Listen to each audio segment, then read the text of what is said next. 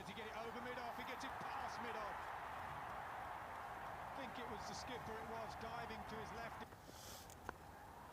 Up and over third, that will go all the way for six. Pakistan on the charge.